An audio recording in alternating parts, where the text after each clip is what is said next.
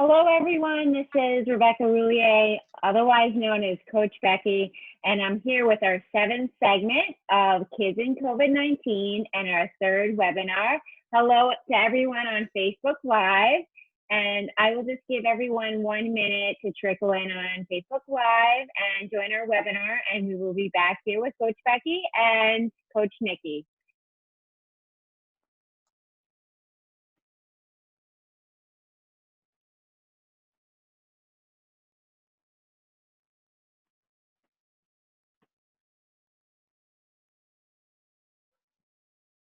All right, folks, I hope you're all having a great day.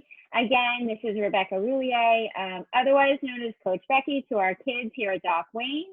And I'm here with Coach Nikki, and welcome to our 7th segment of Kids and COVID-19 and our 3rd webinar. We're so happy to be here with you, and we hope that you remain healthy and happy during these very challenging times. So this webinar is in partnership with My Life, My Choice, and we thank you all for listening and for prioritizing mental health today. So as the health of our communities continues to improve during this pandemic, it's important to note that we're just at the beginning of this secondary mental health pandemic, and we are increasingly living in a virtual world. So given the virtual state of the world where kids are learning remotely, and who knows, you might see a kid pop into this webinar from either my screen or Nikki's screen, and adults are occupied by Zoom calls all day long. We wanted to partner with My Life, My Choice and bring their expertise to you here in the sports community and our global coaching community to give you this training around commercial sexual exploitation during COVID-19. So before I introduce Nikki, I wanted to give a brief introduction of Doc Wayne. If you haven't heard about us, our mission is to fuse sport and therapy to heal and strengthen at-risk youth. And normally when we're not in a pandemic, we're providing group therapy, individual therapy, and therapeutic mentoring services through CDHI to schools, community centers, and residential treatment facilities. And we really try to harness the power of sport to reduce the stigma that surrounds accessing mental health services, as well as increasing access by sending our coaches, who are trained clinicians, out into the field. And a few pieces about our webinar today. It is going to run for about an hour. And if you have questions or if you have comments, you can put them in the Q&A function or the chat function, and we will hold those questions or comments till the middle, or also address them at the end. And we know this is a heavy topic, and everyone is experiencing a trauma collectively right now, given the pandemic. So if you need to get up and take a movement break, or if you need to step away from the training, we absolutely want you to do that and do whatever is best for you during this time, and want to lift you up as a learner. And if you're on Facebook Live and I happen to not get to your question, feel free to reach out to us at support@docwayne.org. And also follow us on our Twitter and other social media channels at Doc Wayne DTG. So Nikki, I'm going to let you introduce My Life, My Choice, and also yourself as we launch into this topic today. Cool. I'm excited to be here. Good afternoon, good morning, wherever you might be right now. My name is Nikki Valila. What brings me here today is my agency, My Life, My Choice, but I've been a part of Doc Wayne for a really long time and a coach as well. So I feel like I'm amongst my people right now. I'm the director of training at My Life, My Choice, which is an agency located in Boston, Massachusetts, that started back in 2002, unfortunately after the death of a young 16-year-old girl living in the state. She had gone missing from care and was never found. To this day, police believe she was likely murdered by a buyer and or an exploiter. And so with that, as you can imagine in our communities, when horrific things happen, when tragedies happen, in particular with children, there's a lot of attention around What are we going to do to prevent this from happening to the next kid?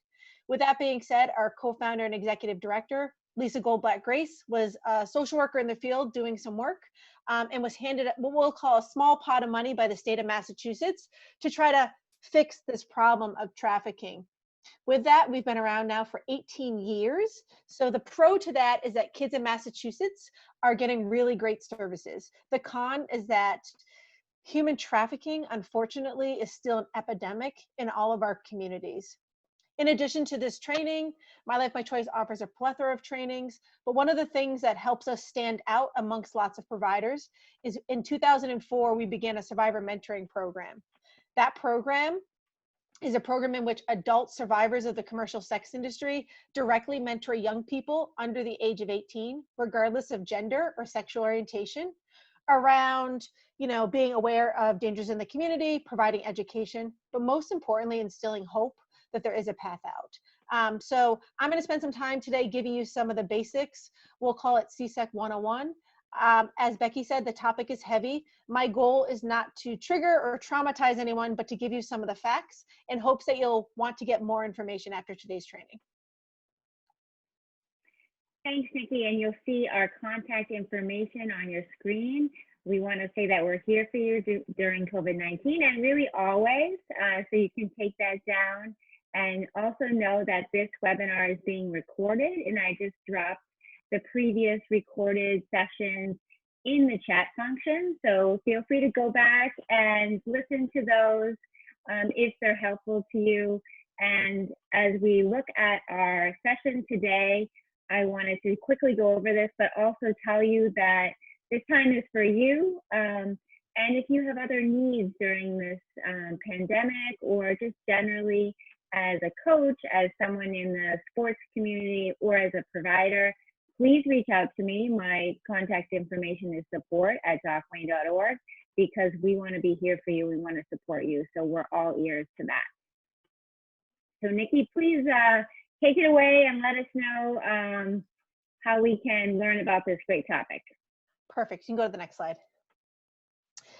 So when we're training, whether we're talking to minors or adults, coaches, as some of you are, and or providers or community members, we truly believe that it's important to share common language. I'd like to tell you that the first term that you're seeing, that word teen prostitute, is a term that is obsolete, a term that no longer is used, is considered old and outdated. However, unfortunately, it's a term we still hear sometimes our youth referring to themselves as. We've heard providers with lack of maybe knowledge or education describing children's behaviors as this. And unfortunately, sometimes in the media, we still see terms like prostitute or teen prostitute to describe victims. And so I want to start there. I'm going to ask you to work through the discomfort.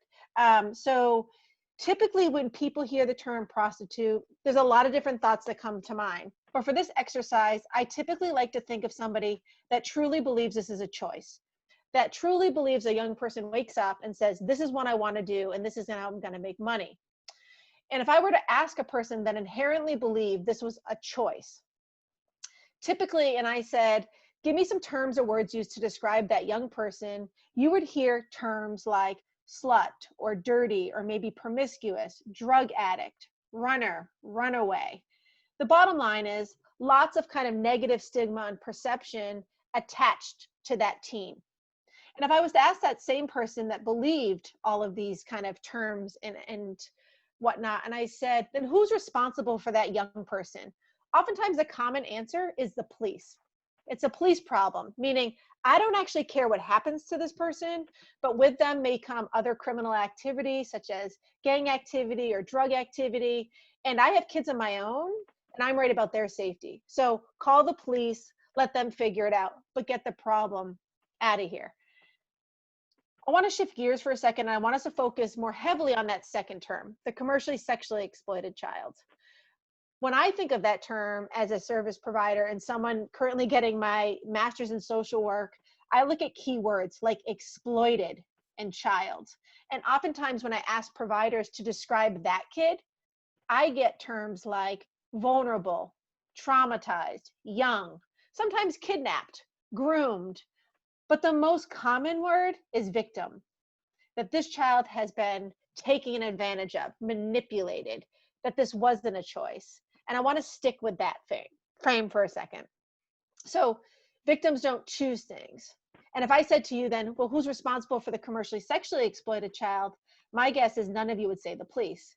Instead, I typically get answers like the community, all of us, me. And the reality is that's true. We all play a role in helping to support and protect commercially sexually exploited children. And so the difference between these two kids is absolutely nothing. But when we change the language, we change the narrative, right? The first kid was undeserving of services. The second kid needed to be wrapped up in them. And so when we're working with kids that have potentially been trafficked, it's important that we share trauma-informed language. So I'm going to ask you to use the term exploited or commercially sexually exploited child or trafficked to describe people you think may have been trafficked. And again, coming from that frame of this is never a choice, victims are often coerced first and manipulated into the industry. The next slide. So what is CSEC? As you just saw, the commercial sexual exploitation of children. It's kind of a mouthful. Recognizing that different people joining may be coming from different states or different countries, the reality is, depending on where you live, the laws may be a little different. I would encourage you to look into your safe harbor laws in your state to see what the protections are for minors. I'm going to speak specifically for Massachusetts. So in Massachusetts, we passed safe harbor legislation back in 2012. And what that said was anyone under the age of 18, regardless of gender or sexual orientation, was a victim of this crime, regardless of how they got in or why they might still be in. In addition to that, it required mandated reporters, like most of us, to report this to the Department of Children and Families if there were concerns or red flags that a young person might be being trafficked. Like other types of trauma, sexual abuse in particular, oftentimes kids aren't disclosing this has happened. So it oftentimes requires us as providers, coaches, mentors, and whatnot to really be paying attention to the child that we know and changes in behavior to determine if we think this may have happened. So with that being said, it's a form of child sexual abuse. So we must do something about this if we think this is happening. Similar to other types of trauma, it's not something you want to sit on for a few days to think about. And if you're staying up at night, still pondering a situation, you probably should have already told somebody. In addition, oftentimes kids that are trafficked are being groomed at the beginning. And grooming can look different for every single kid. And this is where I would tell you to tap into your gut. And if something seems different about the kid, if they have new things, I know we're living in a virtual world right now, but you're noticing they have new sneakers or a new laptop or a new phone or cash or clothes they didn't have before when you're on a video chat with them, or they're telling you about them. And when you ask the next question of like, wow, how did you get that? They're giving you stories that don't necessarily line up, or they're telling you things like this man I met, or this older guy I'm friends with, or this older woman who. Part of the problem with this is as children, the idea of getting new things is really exciting, especially if your family can't financially provide that or support that, right? Especially in these current times when money is really tight for lots of families. But those goods are used to manipulate and coerce those children to believe that this person loves them, right? Because people that love you sometimes buy you nice things. What the kids aren't connecting at the beginning is that this good that's being provided that essentially seems free, like they just gave it to me, oftentimes is connected to some form of sexual activity that the youth had to exchange to get the thing. But as children, you know, frontal lobes aren't fully developed. It's this person loves me and they're buying me nice things. They're not necessarily making the connections. So I would encourage anyone that's participating to be paying attention to kids talking about getting new things or visibly seeing them with things that a couple days ago, you knew they didn't have the money to buy. In addition, exploiters, regardless of where we live, are looking for vulnerable kids. Oftentimes as coaches, we work with some really vulnerable kids for lots of different reasons, whether that's age, race, ethnicity, trauma background, disability, and whatnot. Exploiters' job is to find the most vulnerable. And in a virtual world, unfortunately, it's even easier to find vulnerable kids. Why? Every single kid is connected to this, especially during this pandemic, right? And they're looking to talk to people and they're looking to connect. No child is actively seeking out an exploiter, but exploiters' jobs are to look through feeds, play video games, try to chat people up. Our young people tend to believe whatever they see. So the person seems nice. They were being really nice to me on the video game. Their picture looks really nice. So they must be a good person. But exploiters are looking for things like quotes, maybe a child saying, I don't have any friends, or I'm not really good, or I'm afraid I'm not going to make the team, or I don't think my coach really likes me, or my teammate, blah, blah, blah, blah, blah. The bottom line is kids often post what they're feeling, right? Whether that's pictures and things like that. So they're really looking for vulnerable kids. In addition, it's important to talk about biases that exist. I, unfortunately, have heard people refer to sexually exploited children as delinquent, truant, bad, problematic. From a trauma-informed perspective, that's really challenging to hear, because what I know about these kids is they've experienced some of the most intense forms of trauma while they've been trafficked. Yet, when they return back home, or they show up to practice, or they eventually go back to school, oftentimes there's no marks on the body. They don't have the words to articulate the trauma they've experienced. So instead, what we see is outward type acting behaviors. The child might be labeled as aggressive, violent, when in reality, what's happening is a lot of our kids live in the fight, flight, or freeze. For most, it's fight. And so I can't tell you what's going on. So instead, I'm going to push you away, because in pushing you away, I don't have to deal or cope or begin to process what's just occurred to me. And so that's when it's important that we remain the most consistent and concerned. And then secondly, every time I see this word, it makes me shake my head, because promiscuity, promiscuous, it's kind of an old term. Unfortunately, we still hear it utilized in mainstream music. And I have seen it used by providers to describe the behaviors of young people, oftentimes girls. Well, what does the word promiscuous mean? Most of us have ideas of how that word's been used in the past. If I were to ask a 14, 15-year-old child today to describe that word, they would probably say that person maybe is easy, or maybe is hooking up, as kids say, with lots of different people. But that word also suggests choice. One of the things I want to remind us that in the commercial sex industry, children never choose to be commercially sexually exploited. They are often forced, manipulated, and coerced into the industry by a much older person. I'm going to ask you to do something for a second. So some of us are in committed relationships. Some of us have been in one at some point. I wanted you to pick one that was really good at the beginning and hopefully still is good now. Now, as a consenting adult, you likely were attracted to that person. You went on dates, and when they send you the text and whatnot, you get that kind of stupid face. And the reality was the sex was consensual and it was good.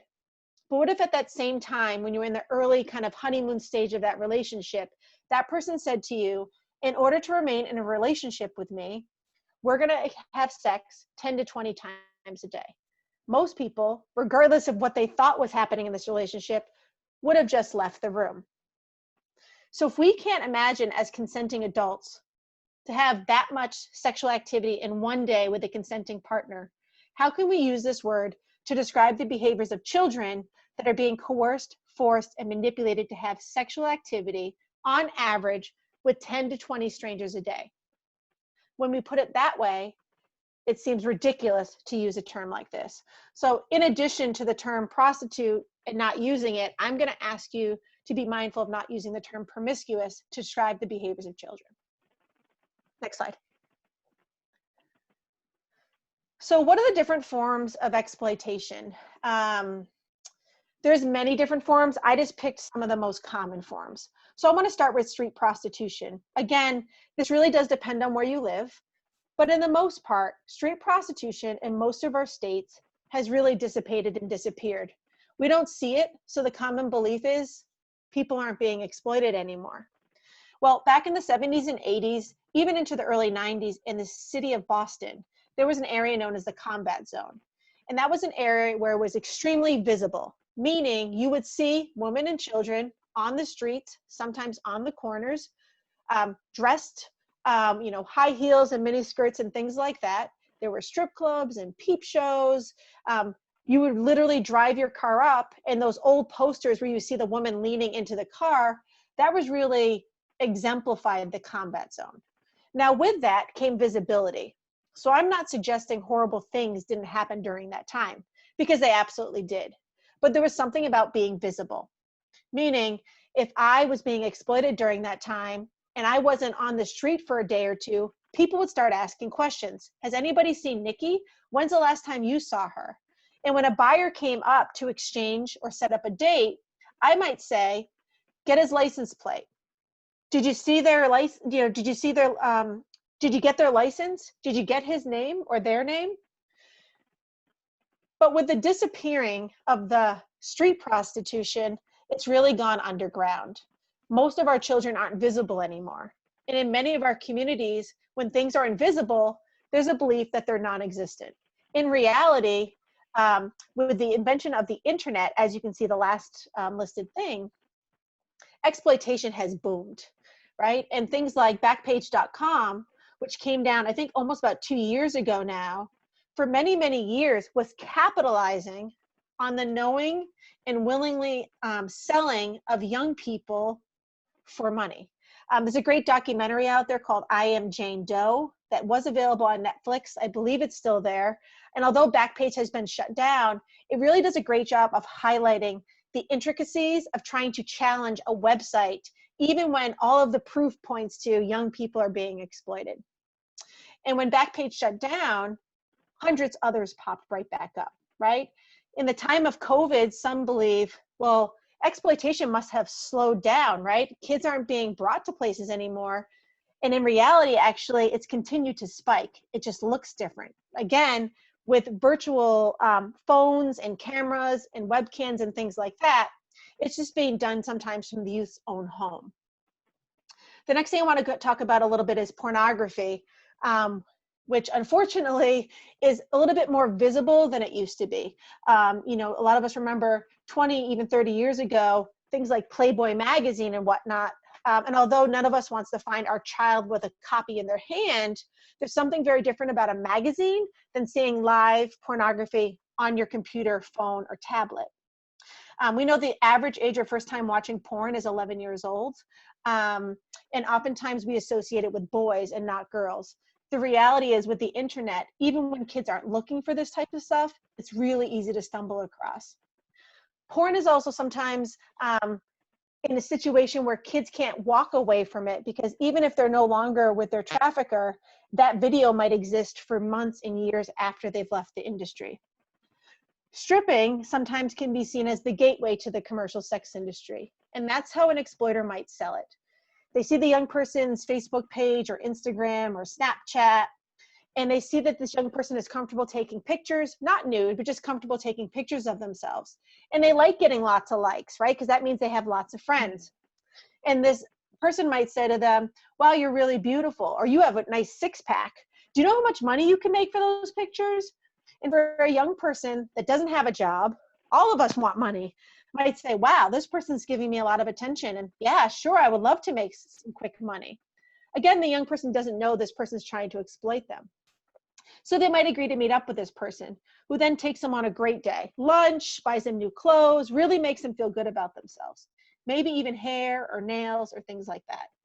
Until that night when they have to actually get to the strip club and perform. This is when reality starts to set in. This young person doesn't want to do this anymore. But whether they're given, maybe a little bit of marijuana or some alcohol to kind of ease the anxiety, the bottom line is they're going to be asked to do what they went there for. And something happens in those few minutes of being up on stage. Clapping, yelling, and money being tossed. That young person that already has low self-esteem, low self-worth, maybe negative body image, all of a sudden, after a minute and a half, feels like somebody, because people must likely, if they're giving me money, right? And right there, the exploiter has them on the hook. Up until 2009, in the state of Rhode Island, 16-year-olds could legally strip as long as they were off the stage by 11. At the same time, prostitution was considered legal in the state as long as it was indoors, which means that same 16-year-old could get off the stage at 11 and be brought into the back room and be turning tricks, and technically no crime was being committed. Now, although the state has changed its laws, that was only 11 years ago. And to this date, we still get lots of referrals from Massachusetts kids that are found in Providence in particular that are still being trafficked. Gang-based exploitation. You know, most gangs aren't necessarily known for community service, and some are trading guns and some are dealing drugs. In addition to that, a lot of gang members have realized there's another lucrative business that's a little bit easier to sell and there's less of a chance of getting caught. So I'm going to tell you a story. If a gang member's pulled over in a car and there's probable cause and they search the trunk and they find a kilo of cocaine or maybe some illegal firearms, regardless if those belong to that person, they're going to get arrested because it's their car and it's registered to them. So the drugs and the guns are going to talk. The young girl, the young boy that's been groomed by the gang, that's hanging out, that thinks they belong, these people have taken care of me, they're like my family, soon realize once they get comfortable that these same people are looking for a way for them to make money as well. And so it's oftentimes when the youth maybe starts wearing the gang colors, clothing, maybe throwing gang signs, especially on social media, or saying they're gang affiliated or associated, that the next time they go to hang out with members of the gang, maybe at a party, they show up and it becomes them and just a bunch of gang members. And they realize really quickly how they're going to make money for the gang. And the reality is, when the cop pulls over the car again, and there's a 15 or 16-year-old boy, girl sitting in the front seat of that car, no marks on their face, the drugs and the guns will always talk. But that young person is likely not to say a word because the belief that they will be killed or their family will be harmed is so real that oftentimes the exploitation continues and worsens. Lastly, I want to talk about survival trafficking. Oftentimes, this is a term coined by research talking about our LGBTQ plus communities. The term survival in itself, I'll challenge, because what we know for most LGBTQ plus youth, what leads to the trafficking is homelessness. 68% in a study done back in 2015 said that my own family kicked me out of my house because they either culturally, religiously, or didn't accept me for who I was. I would argue if homelessness was not present, having to trade sex to survive wouldn't feel like or be the only option to survive. In addition, oftentimes trans individuals might feel like this is the first time I've been accepted for who I am. I might be able to pass in this industry. And unfortunately, adults are again taking advantage of this. There's a false sense of love and belonging, and that too can help perpetuate them staying in this industry, feeling as though this is the only place people accept me for who I am. You can go to the next slide.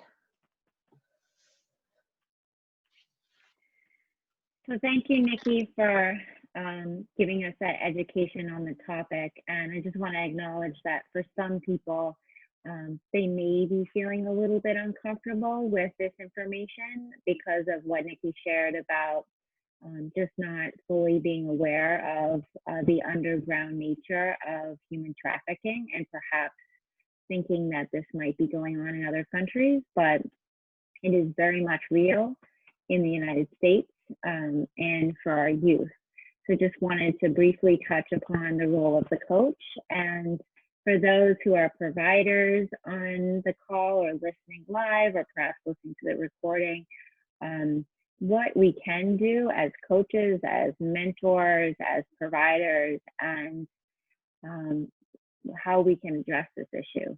So just to start is that sport is the ultimate connector, and it transcends the globe and it transcends many issues. So human trafficking, mental health, poverty, all of these things. So I say that in a hopeful sense, that we have this tool of sport that can do wonders if we use it properly. And if we're trained and we're educated on some of these really difficult topics, like human trafficking and exploitation. And as a coach, you are one of those protective factors in a youth's life. So there's known research about how to buffer stress, how to buffer some of these pieces around exploiters trying to get access to kids. And so you are immensely important to youth. So just being on the lookout, being aware, being trained, being part of some of these educational opportunities like today, and being aware of some of the things that may be a risk factor for kids. And especially during COVID-19, the traditional cares in kids' lives. So when they're out and about and they're in their communities and they're in schools and they're in after school programs, they're being checked on by school counselors, by therapists, by pediatricians, by lots of different folks. But that's not happening right now. So there's a lot of different ways that kids can be screened for various different issues. And unfortunately, that's not taking place. But we know that coaches are there for kids and they're trusted. So they're being let into kids' homes, even if it's via Zoom. So if you're doing a physical activity with kids or you're just touching base with them via Zoom, via WhatsApp, via text message, I know across the globe there are a variety of different access points, but just being able to check with them on their well-being or on the different pieces that Nikki touched on, or like, are they getting new sneakers, or is someone new in their life? Is that person concerning to you? Is your gut check sort of alerting you to, I should learn more about this? And then also modeling healthy boundaries. So we don't disclose everything as an adult in the youth life. We don't tell them our life story and things that are more for us rather than for them. But if something is helpful to tell you that is going to help them build skills and knowledge and awareness of how to be a productive person, that's great. And that's what the coach-athlete relationship is about. But also want to acknowledge that coaches and mentors, they're not trained therapists, and even clinicians are not necessarily trained in how to navigate human trafficking situations all the time. And so you want to build your referral network, and you want to sort through and build a list for yourself of what phone numbers you need to call when certain situations arise. So Nikki will also go through phone numbers and protocol of what to do when you come across this situation. But lastly, I just again want to emphasize your importance and that all people can help in these situations, and we're all in this together, because the World Health Organization is saying that as the public health crisis settles, we will be in a mental health crisis for 1 to 2 more years. And there will not be enough providers to handle the amount of needs that kids and families have. And so we need to build up our helpers in this world. And human trafficking is one of these issues that we need our coaches to help support. So let's talk a little bit about the media. And I think in general, I try not to bombard myself with media of any kind. And I think at the beginning of this epidemic, it was hard not to be looking at media all the time, you know, what was going to happen next. And one of the things we find with media oftentimes is we only get one side of a story, right? And oftentimes it's the side that's going to get the most attention or the most people are going to pay attention to. Now, I got these images just by doing a simple Google search. And with these pictures, we see lots of different things. One of the things I want to point out is that most of these individuals look white or Caucasian. In addition to that, the 2 individuals I do see happen to be young girls. Outside of that, we see things like shackles and handcuffs and, you know, mouths being covered and being behind bars. I don't want to minimize these images because I know they do represent the stories of some trafficking victims. However, in the United States, oftentimes these are the images that we are given when we think about human trafficking. Now, the problem with these images in the United States is that these are not the typical images of a survivor of the commercial sex industry domestically. What a lot of these images do is scare us. A lot of the trafficking movies and videos and documentaries out there focus on one tactic, which I'm going to talk about in a little while. but it's that real fear as a parent of your child being kidnapped, right? Held captive in one way. One of the things we know is that young people that are trafficked are held captive, oftentimes not with handcuffs or shackles or bars. Therefore, the handcuffs have to be somewhere else. Because when our young people come back, whether it's to home, a congregate care setting, a program, a school, oftentimes they don't have these handcuffs on their wrists and their feet to tell us something's going on. So where are these handcuffs? And the reality is they're right here. Is that an exploiter's job is to essentially brainwash, to manipulate, verbally abuse, psychologically control a young person that makes them believe this is the be-all, end-all, this person, that my family, my coaches, my school, my friends don't care about me anymore, that this person's going to meet my needs good and bad, and even if I were to return home, no one would want me there, that everybody had forgotten me. And oftentimes these chains are what leads the person back out again. So a young person comes back, recommits to maybe going to school, practice, things seem okay. And then before we know it, they take off again. They leave and oftentimes go back to their exploiter. And I want to reiterate, it's these mental chains, which are stronger than any handcuff or any shackle. The belief that this person is going to love me again, if I just would have did what they said, if I would have made more money, if I just would have cooperated and not given them a hard time. This really strong power, the mental chains are what brings them back. Next slide, Becky. So risk factors. Now, what we know in the United States, oftentimes we hear about young girls being trafficked, oftentimes cisgender girls born as females, oftentimes seen as heterosexual. And the reality is there's some truth to that. Realistically, no. We know lots of other populations of young people are at risk for being exploited. The most important thing, though, is anyone under the age of 18. So this doesn't matter whether what your gender, sexual orientation is, whether your family is economically stable or not.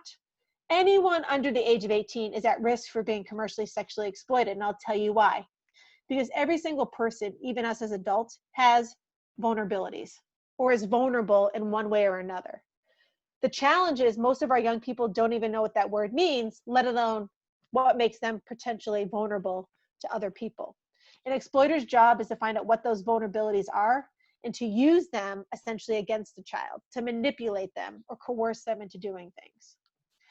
However, any youth who has access to a phone, an iPad, a laptop, you name the device, could potentially be exploited or groomed. How many of you know a young person, even my own kids, who want more freedom, independence, later bedtimes, later curfews, and they don't want to be in the community with adults? How many of you know young people who want to be in love? Or maybe they don't necessarily want to be in love, but their friends are all quote unquote in love and they want to fit in or they want to belong.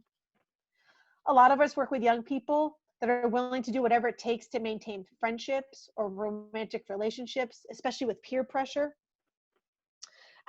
Sometimes our young people, especially that might be experiencing anxiety or depression, might feel like other people don't get them or what's wrong with them or why am I different? And then we look at populations like our LGBTQ plus youth, Native American populations, and the list goes on and on. This slide is not to frighten you, but this slide is to highlight that any young person is at risk for being commercially sexually exploited. So it's important that when we're thinking about our youth that we work with, that we're not just focused on, this particular child or this particular child, that we're really looking at this from, a public health perspective of universal precaution. Any potential kid is a victim or could be a victim. How do we educate? How do we pay attention to the warning signs? That if the belief is perhaps they have been or being groomed, that we're willing to step up and intervene and say, I'm worried about you. Next slide, Becky. So the million-dollar question, how do exploiters recruit youth? But before I talk about that, I want to go back to that word exploiter. Oftentimes we hear the word pimp used to describe people that take advantage of young people. But the term pimp in itself is a very glamorized term. And so we at My Life, My Choice truly believe that language is critical, and we use the term exploiter to describe the behaviors of what they're doing to our young kids. The term turn them out or turned out is a term in the commercial sex industry to say that that young person has been sold. One of the things I want to tell you is that nationally, the National Center for Missing and Exploited Children reported in 2018 that the average age of entry into the commercial sex industry was between 12 and 15 years old. At My Life, My Choice, the average age of entry for girls is typically 14, and for boys or anybody that identifies as male, 15 years old. So just think about that age in general and how vulnerable we are. Typically 8th grade, maybe changing schools, new peer groups, puberty, and things like that. And an exploiter's job is to use those against a kid. So the first tactic is force. That's what every single movie like Taken really focuses on. That idea of being kidnapped by force, maybe at gunpoint or knife point. Taken by the van that comes across, around the alley. Taken by a stranger. In 2020, when we think of force, sometimes there are weapons involved. Sometimes we think of gangs and gang activity because typically there's many gang members, they know where you live, and there's a real fear of being kidnapped or hurt if you're not complying. But although that's what we see in the movies, that's not the most common recruitment strategy. The second one, coercion, is actually a pretty good tactic in that it doesn't take a whole lot to coerce somebody. I like to think of it as old school blackmail. Once that exploiter knows something about the child that they can hold against them or use against them, what are they willing to not lose? Could it be, I have a younger sister, and if my mom finds out I'm talking to this person, or they now know my younger sister because I introduced them through Snapchat or Instagram, I'd much rather have it be me than her because my mom would kill me. But coercion is really using something against that person to get them to do what you want. Again, there's no consent involved with a coercion tactic. The third one is befriending. Now, as a coach, this is something you could see because sometimes it happens right before your eyes. You get to know your players really well. And oftentimes you might even know who some of their friends are. But now they've kind of pushed their teammates aside. And now they seem very focused on kind of these other girls or these other boys, people you've never heard about, not people from their neighborhood, not kids that they play on the team with, but who are these new people that they're hanging out with? And these new people could be a little bit older. There could be some sort of power dynamic. These new people could be offering them things that maybe their family or their friends didn't provide them before. But it's this overnight kind of friendship that's happened. They've become very kind of focused and obsessed on this new person. Oftentimes it's somebody of the same gender. And exploiters, typically male exploiters, will use, specifically with girls, other girls that work for them to help groom and recruit other young girls. And then lastly, the word seduction. This is the most common tactic. This is when the young person believes they're in love with this older person, regardless of gender. This person's been taking care of them while they've been missing. They haven't notified the authorities. They've kind of had their back when others haven't. This is when the young person sees the hearts floating in the air.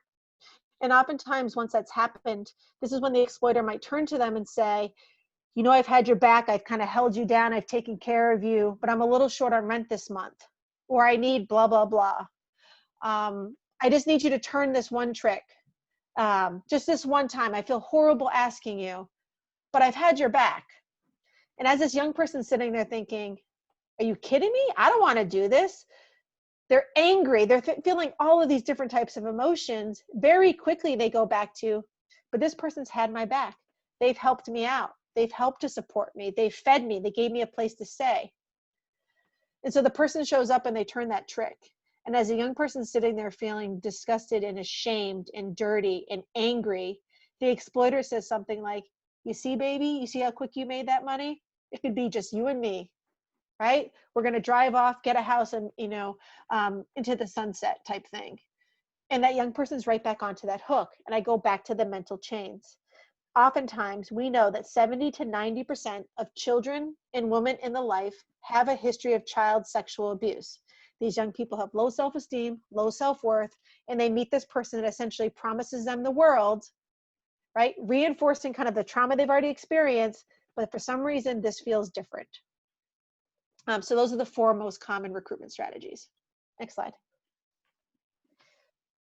Thanks, Nikki. And as we head into questions, I just want to highlight the importance of belonging in sport, as we talked about all those tactics. And there's a lot of things that coaches can build in their teams, and perhaps this is separate from human trafficking necessarily, but it is a protective factor with a lot of different activities that kids may be lured into. Gang violence, human trafficking, things like that. And so the building of culture and the building of skills when kids are very young is very important and helpful to kids as they grow. And oftentimes sport is looked at as a fun outlet, but it is in fact wonderful at building life skills that help our society as a whole. So just want to highlight that. And I'm not seeing many questions. I just want to say hello to the folks who are still with us on Facebook Live. And if you're with us on Facebook Live, give us a wave or a thumbs up, and we see you out there, and we appreciate you listening. But as a reminder, oh, hello. We see one question there. And Nikki, this is for you. Sure. I'm just reading it here. Sorry for the delay. Yeah. Oh, you see it there too. So. Do you feel supported by the communities, cities, and the state of Massachusetts as you look to combat this? And I assume this is about trafficking in general. Yeah, that's a big question. But yes, I'm very happy and proud to say that I work in the state of Massachusetts.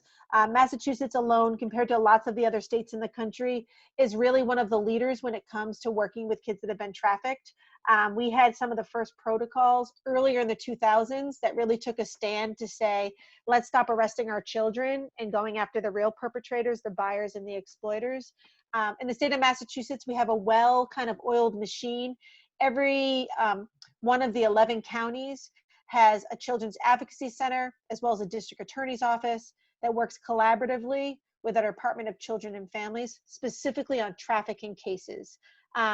And the old kind of approach of everyone works in their silos has dissipated in Massachusetts. It's really a collaborative, multidisciplinary team response, recognizing that if we're not communicating and working together and sharing what each of us know, we're going to continue to lose these kids to the streets. So, of course, there's always room for more resources and things like that. But generally speaking, Massachusetts has a lot of good systems and resources that are into play. Yeah, thank you for that question. And as a general statement, I would echo the appreciation for the state of Massachusetts and what they've allowed to happen for mental health. Of course, we can all imagine wonderful things happening for kids and families, but feel well supported by our state systems. So with that, I will just encourage people, if they have questions, to submit them either into the Q&A or the chat, or if you're on Facebook Live, hello everyone on Facebook Live again, please feel free to send those questions in and we'll address them at the end. So Nikki's gonna continue. So I'm gonna go through these, and the other thing I wanna say is you have my contact information and we'll get it at the end. Typically these short talks turn into lots of questions after you've sat with this for a little while, so feel free to reach out to me directly. I want to also say, if you notice one of these signs in a child, it doesn't necessarily mean they're being trafficked, but it's definitely something you should be paying attention to. On the flip side, if you've noticed several of these bullets revolving around a child that you've coached or worked with, you should be following your protocol around mandated reporting. So if it's not you that files that report, know what your protocol is. If you're sitting there going, I don't know the protocol, that's your homework after this training, to go find out what the protocol is, because with this type of trauma, we want to make sure we report it as quickly as possible. History of going missing from care, running away, that could be from home or from a program. In particular, moving within the state or out of state. Who's facilitating that trip? Who's paying for the hotel room? Who's paying for the bus ticket? Visible signs of abuse. Again, I said earlier, oftentimes exploiters don't leave marks on the face because there's fear that someone will notice, but things below the neckline, the child might start wearing long sleeves or pants, even in warm weather. to cover up marks, but we do know exploiters are abusing our kids physically as sometimes as punishment for not fulfilling what they ask them to do. Behaviors are consistent with PTSD. This is different for every kid, but in particular, they've just returned from being missing and you're noticing new things. They seem a lot more withdrawn. They're really hypervigilant to their surroundings, who's with them. Particularly for a young girl, it might be being around older men and distant. They might be kind of, jittery when people get close to them. Sounds, smells, things like that. Attire dress is not appropriate for the season. Becky, you can go to the next slide. It's not as obvious as wearing stilettos and a miniskirt for a young girl. Oftentimes, it's what I talked about earlier. You have a young person, the family's financial situation. Their parents may have lost a job during the time of COVID, but this young person's wearing, really expensive clothes that they couldn't have afforded prior to this. Clothing, jewelry, phone has upgraded. Again, the child doesn't have a job. The family is not in a situation to be buying them these new things. Where are they getting it from and who's providing that? The tattoo is key. Branding and tattooing is very popular in the commercial sex industry. We've seen dollar signs on faces, nicknames of exploiters. We've seen branding, we've seen barcodes. Any kind of mark on the body that a young person doesn't want to brag about is often a red flag, because typically young people that have received tattoos before they legally could are often willing to show it off to us. It's the one that they pull their hair down, they pull their sleeve down, and they really don't want to talk about because it's attached to shame. If they're found in an area known for prostitution, so there was a hotel raid, they were found in a strip club, they were found in a trap house, an area where there's lots of other illegal activity happening. Maybe they haven't been exploited yet, but they're definitely being exposed and groomed. Their picture was found on a website. Language from the life. You all work with young people. It changes every day. It changes from county to county. They're using words or terms that you've never heard of before. Ask the question. I know sometimes we say we'd rather not know, but it's not uncommon for kids to use language from the life, but then deny they've been exploited. Truancy from school. Becky, you can go to the next one. Oftentimes, kids that are truant as labeled as bad, right? They just don't want to come to school. Perhaps there's something else going on, in particular if they've recently gone missing from care. In addition to that, with social media, oftentimes kids' business gets put out on social media and school's not a safe place for me anymore. Involvement with an older male or female that's significantly older and or gang involved. History of multiple STIs and or pregnancies and or abortions. Now I know some of you are coaches and you're thinking, my job is to coach kids and not think about all these things. One of the things I'm here to tell you is that kids that have been trafficked often have that one person they trust, and it often isn't the doctor and it often isn't their parent. It's that other person that's been a mentor to them, that they feel like they can talk to about anything. Access to hormone injections, especially for a young person, you're noticing filler, makeup, binding, Botox, things they couldn't have gotten without money. And they may be exchanging sex to get those things outside of the supervision of a medical provider. New friends, older teens, adults, or how about this? They're not just disconnected from their family or caregivers. They've dropped off the team. They stopped coming to practice. This kid was committed to being there every single day. What's going on with this kid? Could trafficking be something that's happening? Oftentimes when kids are being trafficked, they're spending time with other people that are being trafficked, right? Because there's no judgment there. They can't go to the things they used to care about because that's not part of their life anymore. So when you see a withdrawal from a kid's not showing up even virtually anymore, that was really connected to you, pay attention to that. Next slide, Becky. So what can you do? First and foremost, I can't tell you this enough, trust your gut. Your gut is never wrong. If something seems off with a player or a child, even if you can't put your finger specifically on it, pay attention to what your gut is telling you. In addition, if a young person does disclose being trafficked, this is extremely rare. You must believe them. Kids don't make these stories up. It takes so much courage to talk about it, and it's really important that you believe them. What we tell young people oftentimes is tell a trusted adult. That could be a coach, a mentor, a neighbor, anybody. Sometimes you hear tell your parent, but what if the parent is the perpetrator? So making sure you're seen as somebody they could talk to if they need to. The National Human Trafficking Hotline is like 911. It's a number we never want to have to call, but wouldn't you rather have a resource just in case? 24 hours a day, 7 days a week, more than 200 languages spoken. It's also a great resource for parents to call. They have a great website, and also a great number for kids to have, that if they were trafficked and brought out of state, they can call this hotline and they can help connect them to local resources to get them back home. Next slide, Becky. Great. So I just want to also provide some guidance to youth sports organizations. If you just joined us on Facebook Live, I see a few people, you perhaps missed the coaches guidance, and you can find that on our recording, which is on YouTube, and the handle for that is Wayne ETG. But we talked about the protective factor of the coach-athlete relationship, but we also want to be aware of the power dynamics and the possible abuses of power. So the people who are closest to our young people have the ability to reach out to them and to hear about their stories, but they also have the ability to abuse that power. And so just want to bring up these cases like the USA gymnastics cases where there was abuse of power, Nasser and his athletes, if you're not aware.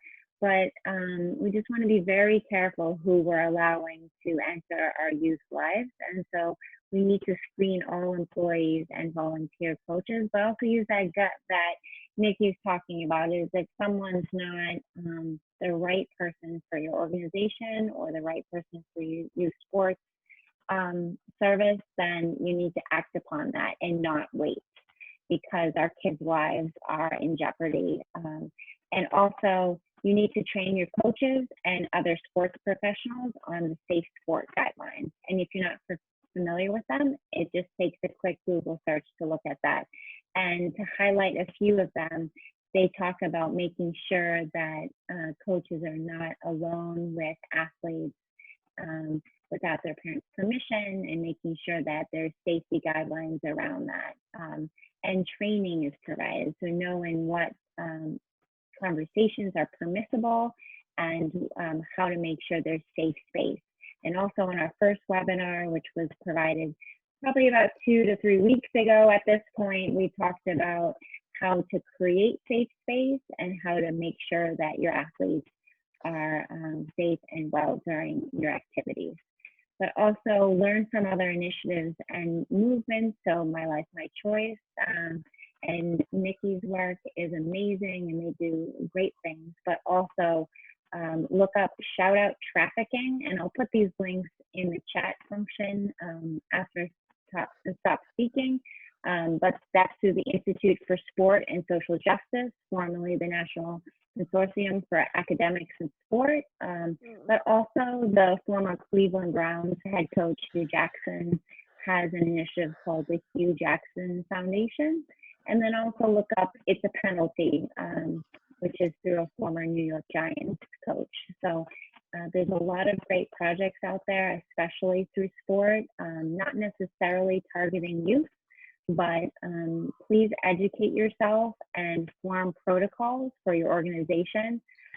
So also on another webinar, we talked about, as your coaches are in this new virtual world and they are on Zoom calls and they're connecting with their athletes in a new way, so they're not necessarily trained in this way, you want to create a red flag list.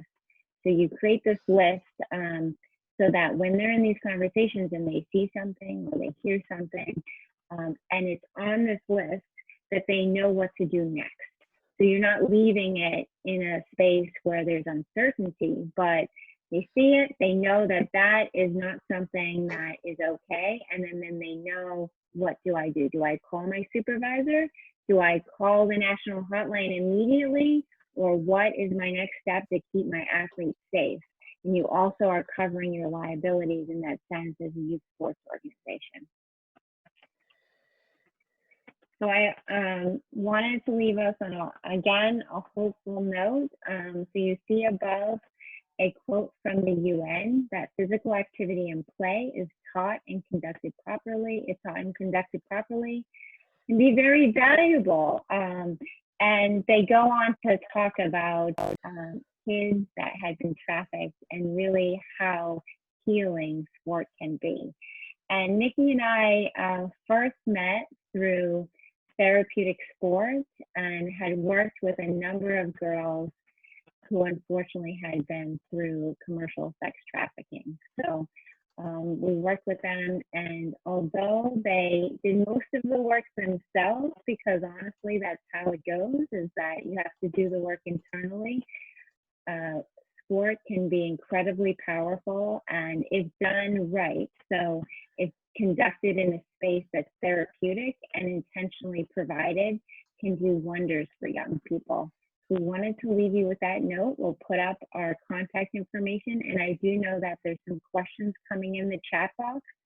There's a question on Facebook Live, so we will address those, but wanted to lift up sport and highlight sport as a therapeutic intervention for this population.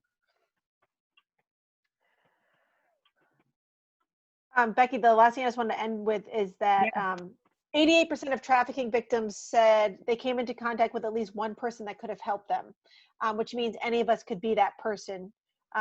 Don't doubt your abilities. Don't second guess yourself.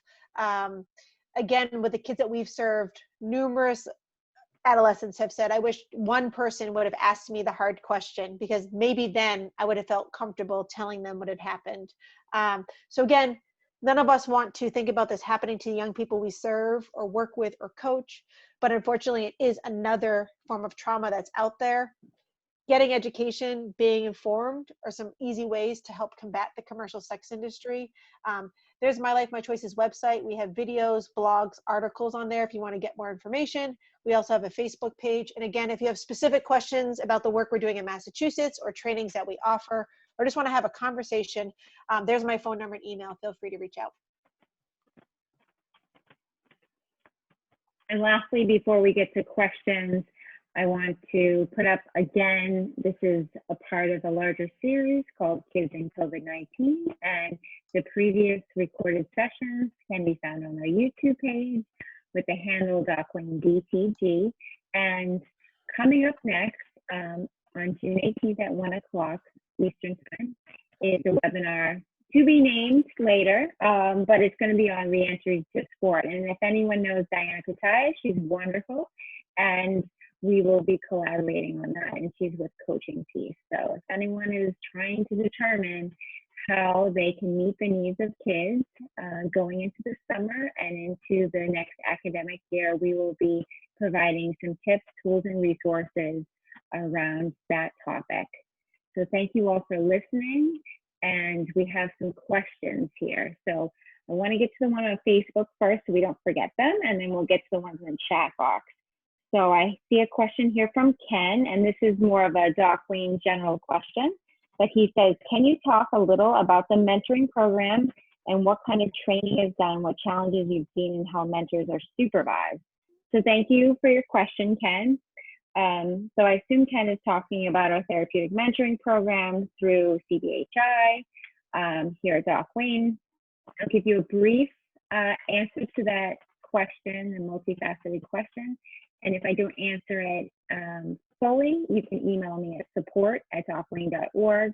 But for those who aren't familiar, CDHI, the Children's Behavioral Health Initiative, has one program called Therapeutic Mentoring, and kids are provided one-on-one mentoring, and it's a hub-based service, so you need a clinical hub to refer kids to TM, and the mentors are not clinicians, but they are supervised by a clinician. And it's wonderful because they get additional time with our Doc Wayne coaches, and many of our kids are in additional services. So he's asking the training. So the training is actually mandated through the CDHI program. So they get trainings on trauma-informed care and how to work with kids, as well as additional topics like human trafficking and all sorts of other issues. But that's done through our group supervision program, which meets every Wednesday at Doc Wayne, and now it's done through Zoom. And what types of challenges have you seen? I would say that the challenges our youth face are representative of the challenges that we've seen across the board through our chapter program, as well as TM, and also across Eastern Massachusetts. So there's a fair amount of isolation going on, and with kids that are staying in their homes, we're seeing that the reporting rates for abuse have gone down, although we know that's going on in homes. And for Dockland in general, PTSD, ADHD, and adjustment disorder are primary diagnoses that we serve, and kids just really desperately need additional time with caring adults to build skills to help them be the person that they can be. So Ken, I welcome more questions to support at Dockland, but we're going to look at all the other questions that we have here. So I see the question from Sunny as well. I find that being a sports coach primarily and having had little exposure to the worlds in which these victimized children live, it takes a real shift in mindset to spot these children. He speaks about ACEs and then appreciate their backgrounds. Without wanting to trivialize, a couple of recent movies I watched helped shift my mindset a little bit. Lost Girls, The Murder to Mercy, the Cynthia Brown story, is that right? I recommend watching them. So thank you so much for putting that comment in, Sunny.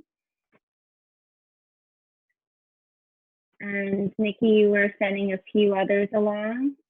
Yeah, I sent a few other documentaries and movies that are out there as well. Great. I'm just going to put that in to everybody else.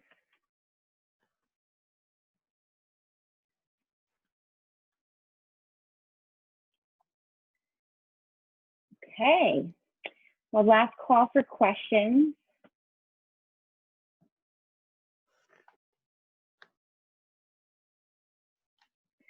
Well, thank you everyone for your time, and most importantly, thank you very much to Nikki for being a wonderful teammate and for sharing her vast knowledge of this really difficult but important topic with us today. And just want to appreciate everyone's time and thank you all for prioritizing sport and mental health with us today, and hope that you all stay healthy and happy during a very challenging time. I also want to make sure that you know that you can reach out to My Life, My Choice if you have any further questions or need any help around human trafficking. And you can also reach out to Doc Wayne if you need any telehealth services for youth and families. We've expanded our services to kids and families at this time, and look forward to seeing your needs and your questions at support@docwayne.org, and we'll see you on the next webinar. Thank you so much and have a great day. Take care.